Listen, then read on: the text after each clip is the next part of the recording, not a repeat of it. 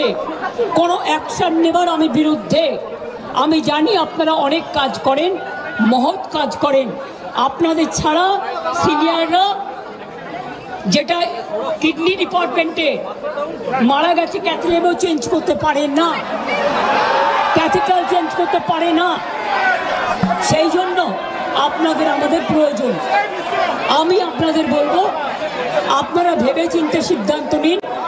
আর যদি আপনারা আমাকে বিশ্বাস করেন, আমি যখন আপনাদের ধর্ণা মঞ্চে আসতে পেরেছি আপনাদের একজন সহযোদ্ধা হিসেবে, তখন মনে রাখবেন যে আমি আপনাদের, যদি আপনারা বিশ্বাস ভরসা রাখেন, বাদ বাকিটাও মনে রাখবেন। আমি আস্তে আস্তে করে, একদিনে তো সব হয় না, করতেও সময় লাগে, আমাকে একটু সময় দিন। আমি নিশ্চয়ই সাধ্যমতো চেষ্টা করব। আমি দুর্নীতির কোনো একটা টেন্ডার কেস আজ পর্যন্ত আমার কাছে আসেনি। কোন রোগী কল্যাণ সমিতি কি কাজ করে এটা আমি জানি না, এগুলো আমার আন্ডারে আসে না। তাও বলি, যদি আপনাদের কোনো কমপ্লেন থাকে, কমপ্লেনের ভিত্তিতে নিশ্চয়ই আমরা তদন্ত করব। এমনিতে বিনা কারণে কাউকে সাজা দেওয়া যায় না। তদন্তে যদি প্রমাণিত হয় আমি নিশ্চয়ই সাজা দেব। আর একটা কথা, সুপ্রিম কোর্টে কেস চলছে, মনে রাখবেন 17 তারিখেও ডেট আছে। আমি চাই না আপনাদের কোনো ক্ষতি হোক। আপনাদের দিদি হিসেবে আপনাদের কাছে আমি অনুরোধ করতে এসেছি।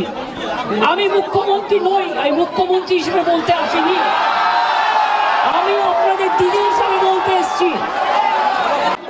সেই আন্দোলনের যে ধারা, যে স্পিরিট, সেই স্পিরিট অনুযায়ী দাবি, সেই স্পিরিট অনুযায়ী চলবে। আমাদের যে 5 দফা দাবি, আস্তে আস্তে, আমাদের যে 5 দফা দাবি, সেই 5 দফা দাবি নিয়ে আমরা যে কোনো জায়গাতে আলোচনায় বসতে চাই। আলোচনায় বসা নিয়ে আমাদের মধ্যে কোনো দ্বিমত নেই। আমরা অতি দ্রুততায় এই আলোচনায় বসতে চাই এবং অতি দ্রুততার সাথে কাজে ফিরতে চাই।